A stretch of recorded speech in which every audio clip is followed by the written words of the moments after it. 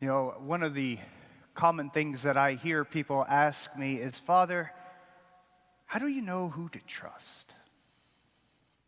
Seems like trust is a hard thing to find these days, isn't it? So many of our institutions, we have one person saying one thing and somebody else saying the opposite. I'm sure I'm not saying anything shocking to you. And unfortunately, we find ourselves oftentimes in the same situation, even within the church. Father, how do I know which bishop to listen to? How do I know which magazine to read? Or which book is right? Any of you ever pondered these questions? It can be hard, right? We have these different voices that seem to be in conflict with one another, and we as people wanting to follow the truth of the gospel find ourselves in a predicament. Who do we listen to? Sometimes I feel like we just want to throw up our hands and say, man, I wish I was born in a different time. You know, back in the day where people understood what the truth was, where the faith was clear.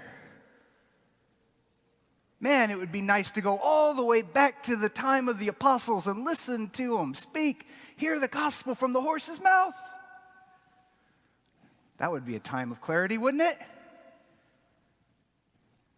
Hate to break it to you, but no, it wouldn't. As we hear in the letter of Paul writing to the Corinthians, there's division within the church. Already, even in the time of the apostles.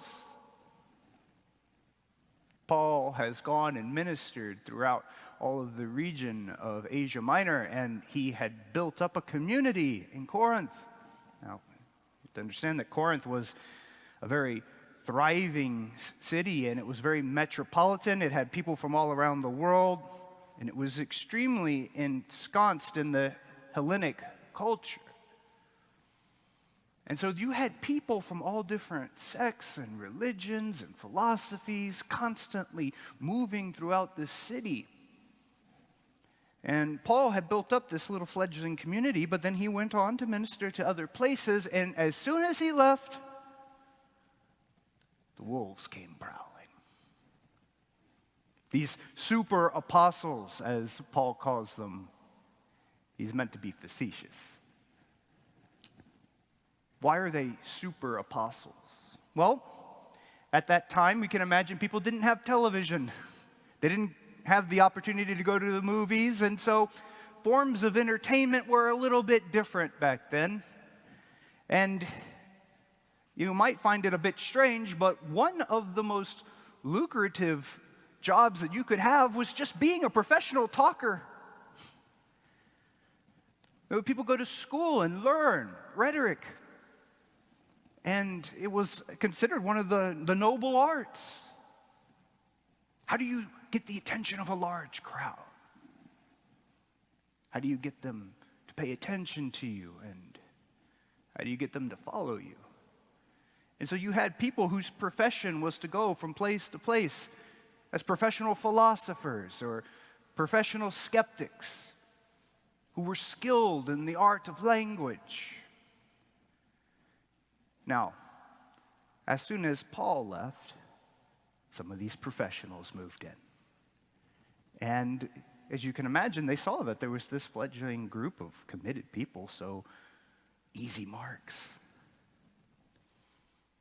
And so they moved in, and they used their great eloquence, and they used their credentials. And one of the first things that they started to do was badmouth Paul. You follow that guy? He's not a great orator.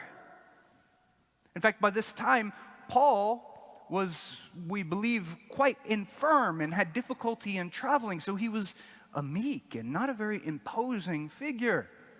And the impression we get from Paul is that these people that moved in, they were young and strong and good looking. And they spoke out against Paul, saying, "Why would you follow that weak guy? He's poor and his body is crumbling. He's not the greatest speaker. And so they built up for themselves a following by first attacking and tearing down the apostle. And then they begin to ad-lib. They preach their own Jesus, something not in concert with what the apostles themselves had been preaching. And they did this for personal gain. Notice what Paul says. He makes a point of saying, I never asked you for anything. And for good reason. I didn't want you to think that I was doing this for my own gain. I could charge you, as it's well within my right, to ask you for money and for aid, but I didn't. But these super apostles over here, wearing their fine clothes and living in their fine houses, seem to be preaching another gospel and building themselves up by tearing others down. Does that sound familiar? And so we begin to get a hint here of how to know who do we listen to. It's not easy. But if you pay attention, you start to realize that the devil really doesn't have a whole lot of tricks up his sleeve. He does the same thing. The word diabolic means to tear apart. And one of the first things the devil does is try to sow division, try to sow doubt, and oftentimes tries to build himself up through tearing apart. Tear down Paul. Make fun of him, call him stupid, call him weak, in order to make myself look good. Another thing that we can pay attention to is what they're preaching in accordance with what we know of Jesus? Or is it some new idea that doesn't follow with the tradition of what Jesus himself said and what his closest friends have said? And the other is, are they more about building up their own name and reputation than they are about building up the gospel? Notice what Paul says. He says, you call me a fool, and that's okay. I'm willing to be a fool. Think me foolish. For I am willing to sacrifice my life and be called a fool and be humble if it means the greater glory of Jesus Christ. I'm willing to live in poverty. I'm willing to suffer the rebukes of the world. Now we start to see not only who not to listen to, but who to listen to. And when people ask me, Father, how do you know who to trust and who to listen to? I say it kind of half jokingly, but I mean it. Look to see if in front of their name they have an S and a T.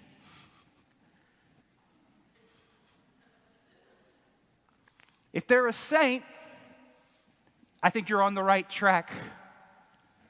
This might scandalize you a little bit, but I'll let you know, you might think that, okay, well, if you go to the seminary, well, then you're going to get the true teaching. Unfortunately, that's not always the case. When I was studying, we had great professors, but we had some not so great. But you could always smell it. You could sense it. And there are certain signs that 2,000 years ago in the time of Paul, they still exist today. I want to share you with a short little story. I had some friends who were in a theology course, and it was the theology of ministry. And the idea was to do a reflection from their ministerial experience. And one week, the professor gave the class an assignment to reflect upon their ministry experience using their favorite theologian. Sounds like a fun experiment, a fun experience, and so they did. And so, my friends, they did their assignment and they presented to the class. And then the teacher looked at them all and said, "You all failed the assignment. You didn't do what I asked." And they scratched their head and said, "What do you mean you didn't do what I asked?" And the teacher said, "You didn't use any theologians." Well, who did they use? They used St. Augustine, St. Alphonsus, St. Thomas Aquinas, St. Bonaventure. Those are all saints. Those aren't theologians.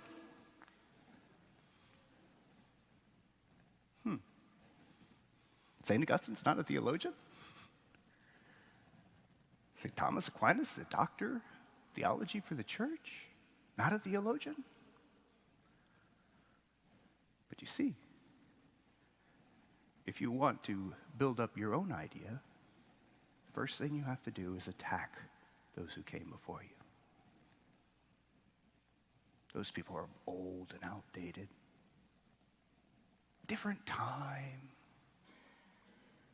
As if the truth was something that was constantly changing. Get with the time. Get with the new program. Tear down. Sow division. Sow doubt. Sisters and brothers, these modes of behavior and ways of thinking are nothing new. And so here are the things that I would leave you with. First and foremost is what they're saying in accordance with Jesus himself. How he lived, what he said. Is it in accordance with the tradition that we have held for 2,000 years? Is this person building themselves up by tearing down what came before us? By tearing down our heroes? You know, one of the quickest ways to be able to smell it out is somebody who hates our tradition, who wants to do away with the past. And the other thing is, are they building up their own ideas for their own glory, for their own vision? Or are they more like Paul, willing to be called a fool for the sake of Christ? Willing to suffer the slings and arrows of the world for the sake of God's kingdom. That is how we discern who to listen to. It's how Paul appealed to the people of Corinth and brought them back to the true gospel. And so, sisters and brothers, as we find ourselves in our own time of having to discern, let us once again commit our hearts to listening closely to the Spirit of the Lord and to the revealed words of Jesus Christ. Let us commit ourselves to being people meek and humble of heart and living always for the glory of the gospel and nothing else.